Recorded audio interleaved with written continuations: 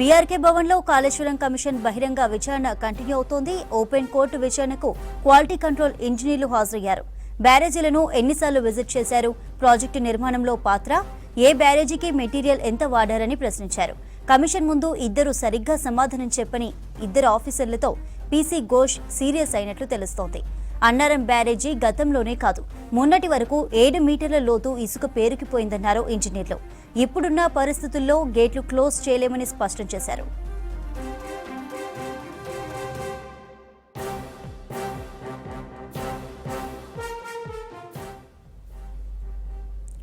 ఇదే అంశంపై మరింత సమాచారాన్ని సచివాలయం నుంచి యాదగిరి లైవ్ లో అందిస్తారు. Yadagiri, Kaleshwaram commission open court విచారణ డీటెయిల్స్ ఏంటి? Chandrika, Kaleshwaram commission open court విచారణ కొనసాగుతా ఉన్నది. నిన్న 8 మందిని ఏదైతే ఈ రీసెర్చ్ ఇంజనీర్లు ఉంటారో, రీసెర్చ్ ల్యాబొరేటరీకి సంబంధించినటువంటి ఇంజనీర్లు నిన్న 8 మందిని విచారణ చేసినటువంటి కమిషన్ ఇవాళ అదే అంశంలో ఏదైతే ఈ 3 బ్యారేజీలు ఉన్నాయో, అన్నారం, సుందిల్లా, మేడిగడ్డ, ఈ 3 బ్యారేజీలకు సంబంధించి ఇవాళ క్వాలిటీ కంట్రోల్ ఇంజనీర్లతో ఓపెన్ కోర్టులో విచారణ చేస్తా ఉన్నది. అయితే ఇందులో దాదాపు ఇవాళ 10 మందిని ఇంజనీర్లను పిలిచారు. ఈ 10 మందిని కూడా ఈ 3 బ్యారేజీలకు సంబంధించి వాళ్ళ పాత్ర ఏంటి, అందులో చీఫ్ ఇంజనీర్లు ఉన్నారు, తర్వాత ఎగ్జిక్యూటివ్ ఇంజనీర్స్ ఉన్నారు, తర్వాత సూపరింటెండెంట్స్. సో ఈ స్థాయిలో అంటే కింది స్థాయి నుంచి పై స్థాయి వరకు మానిటరింగ్ చేసే ఇంజనీర్లందరినీ కూడా క్వాలిటీ కంట్రోల్కి సంబంధించినటువంటి ఆ విభాగానికి సంబంధించినటువంటి అధికారులందరినీ కూడా ఇవాళ 10 మందిని పిలిచారు. ఆ 10 మందికి సంబంధించి ఒక్కొక్కరిని విడివిడిగానే కమిషన్ విచారణ చేపడతా ఉన్నది. అయితే ఇందులో ప్రధానంగా ఈ 3 బ్యారేజీలకు సంబంధించి ఈ క్వాలిటీ కంట్రోల్ సంబంధించి అందులో ఈ మెటీరియల్ వాడినప్పుడు ఇసుక, తర్వాత కాంక్రీటు, సిమెంటు, ఇట్లా ఏదేది ఎంత మెటీరియల్ వాడారు, వాస్తవానికి నిబంధనల ప్రకారం ఏ బ్యారేజ్కి ఎంత వాడాలి, ఏ పిర్లకు సంబంధించి ఎంత వాడాలి, మీరెంత వాడారు, ఇందులో ఏం సూచించారు, అసలు ఈ క్వాలిటీ కంట్రోల్ సంబంధించి మీ పాత్ర ఏంటి, ఇట్లా ఓవరాల్ గా ఎవరైతే 10 మందిని కమిషన్ పిలిచిందో ఆ 10 మందిని కూడా ఇండివిజువల్ గా వాళ్ళందరినీ కూడా ఒకరొకరిని పిలిచి కమిషన్ విచారణ చేస్తుంది. వాళ్ళ ఏదైతే అఫిడవిట్ ఇచ్చారో ఆ అఫిడవిట్ ఆధారంగా అందులో నుంచే క్రాస్ ఎగ్జామినింగ్ చేస్తూ, సో గతంలో ఇచ్చిన అఫిడవిట్ కి సంబంధించి ఇక అందులో మధ్యలో ఈ క్రాస్ ఎగ్జామినింగ్ చేస్తూ దానికి సంబంధించి వాళ్ళ నుంచి ఆన్సర్స్ రాబట్టి తర్వాత వాటన్నిటిని కూడా మళ్ళీ రిపోర్ట్ రూపంలో అప్పటికప్పుడే రిపోర్ట్ రూపంలో తయారు చేస్తున్నారు. సో వాళ్ళ అభిప్రాయాలు తీసుకుని వాళ్ళందరినీ కూడా ఒక్కొక్కరిని బయటికి పంపిస్తున్నటువంటి సిచ్యువేషన్ మనకు ప్రస్తుతం ఉన్నది. ఆల్రెడీ ఇప్పటికే దాదాపు 10 మందిలో 7 నుంచి 8 మందికి విచారణ కోసం కంప్లీట్ అయింది. మరో 2 ఇంజనీర్లకు సంబంధించినటువంటి విచారణ ప్రస్తుతం కొనసాగుతా ఉన్నది బీఆర్కే భవన్లో.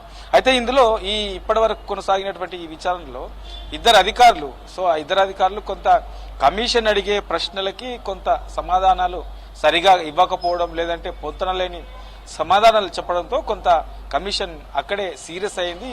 ఇక మరో అధికారి అయితే ఏదైతే కమిషన్ అడిగిన ప్రశ్నలకి సో కమిషన్ ఏదో కావాలని చెప్పిస్తుంది అనే ధోరణిలో తన ఆన్సర్లు ఉండటంతో కొంత మొత్తం ముగ్గురు అధికారుల పైన కమిషన్ సీరియస్ అయింది. కమిషన్ అసలు మీ అభిప్రాయాలు ఏంటి, ఈ 3 బ్యారేజీలకు సంబంధించి ఆ నిర్మాణానికి సంబంధించి, తర్వాత ఈ క్వాలిటీ కంట్రోల్ విషయంలో మీరు తీసుకున్నది ఆ చర్యలు ఏంటి, పై బాసులు ఏం చెప్పారు, అక్కడ ఏం జరిగింది, గ్రౌండ్ లెవెల్లో ఉన్నదేంటి, పూర్తి స్థాయిలో ఏం జరిగింది, మీ కళ్ళ ముందు ఏం జరిగింది, మీరున్న టైంలో ఏం జరిగింది, ఇట్లా వీటన్నిటిపైన చెప్పాల్సింది పోయి ఏదో కమిషన్ అడుగుతుంది కాబట్టి చెప్పాలని ఎవరు కూడా చెప్పొద్దు, కమిషన్కు అట్లాంటి అవసరం కూడా లేదు అని చెప్పేసి కొంత 2-3 అధికారుల పైన కమిషన్ సీరియస్ అయింది. సో ఇక వీటన్నిటిపైన ఈ క్వాలిటీ కంట్రోల్కి సంబంధించి అన్నారం, సుందిల్లా, మేడిగడ్డ ఈ 3 బ్యారేజీలకు సంబంధించి ఈ క్వాలిటీ కంట్రోల్ మీదనే ఇవాళ విచారణ కొనసాగుతా ఉన్నది.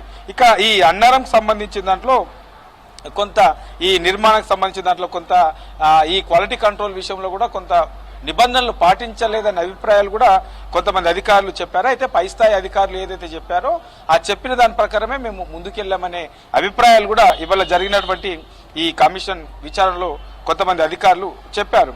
అయితే ఇప్పుడు ఇక అన్నారం బ్యారేజీ విషయానికి వస్తే గతంలోనే కాదు, అన్నారం బ్యారేజీ ఆల్రెడీ గతంలో అంటే 2020లో వచ్చినటువంటి భారీ వర్షాల వల్ల పెద్ద ఎత్తున అప్పట్లో వరదలు వచ్చాయి. ఆ వరదలు వచ్చిన టైంలో కూడా అక్కడ కొంత డ్యామేజ్ అనేది ఏర్పడ్డది. సో ఇసుక అనేది పెద్ద ఎత్తున అక్కడ పేరుకుపోయింది.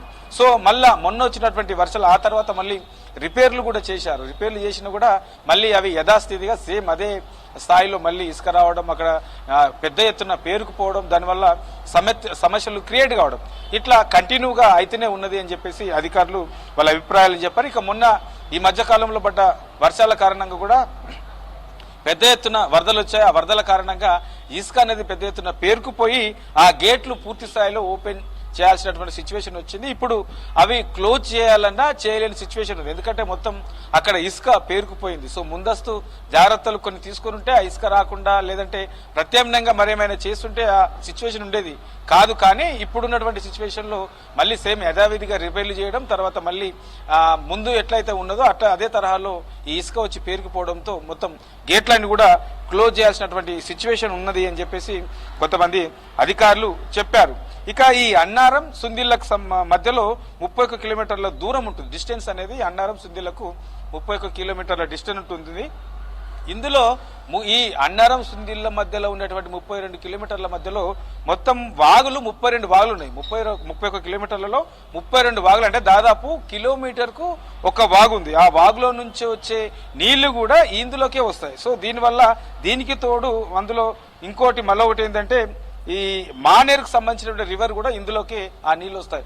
సో ఇట్లా ఈ 32 వాగులతో పాటు ఈ మానేరు డ్యామ్ కు సంబంధించినటువంటి వాటర్ కూడా దీంట్లోకి రావడం, పెద్ద ఎత్తున వర్షాలు వస్తే ఆ ఫ్లడ్ అనేది ఎక్కువ విపరీతంగా రావడంతో ఆ ఇసుక మరింత పేరుకుపోయి ఆ గేట్ల దగ్గర పెద్ద ఎత్తున సమస్య క్రియేట్ అవుతుంది అని చెప్పేసి ఇవల్ల ఏదైతే విచారణ కొనసాగుతుందో ఆ విచారణలో అధికారులు చెప్పారు. అంటే గతంలో ఈ నిర్మాణం విషయంలో ఈ నాణ్యత అనేది పూర్తి స్థాయిలో పట్టించుకోలేదని అభిప్రాయాలు అయితే ఈ విచారణలో బయటపడుతున్న సిచ్యువేషన్ అయితే మనకు కనబడుతున్నది. దీంతో పాటు ఇక మేడిగడ్డ అన్నారం మధ్యలో కేవలం 8 కిలోమీటర్ల దూరం మాత్రమే ఉంటుంది. అయితే ఇది చాలా తక్కువ దూరం. ఈ తక్కువ దూరం టైంలో ఇందులో ఈ ఏదైతే డౌన్ స్ట్రీమ్ నిల్వ వాటర్ ఉంటుందో ఈ నిల్వ వాటర్ కు సంబంధించి అక్కడ ఆ ముందస్తుగా ప్రణాళిక లేకపోవడం వల్ల అక్కడ వాటర్ అనేది నిల్వ ఉండట్లేదు, స్టోరేజీ ఉండట్లేదు. ఏదైతే మనకు 1,00,000 క్యూసెక్కుల వాటర్ వస్తే తప్ప అక్కడ ఈ వాటర్ గేటు దగ్గర ముందుగా ఉండే దాంట్లో ఈ స్టోరేజ్ అనేది ఉండే సిచ్యువేషన్ లేదనే అభిప్రాయాలు అయితే మరికొంతమంది చెప్పారు. ఇట్లా ఓవరాల్ గా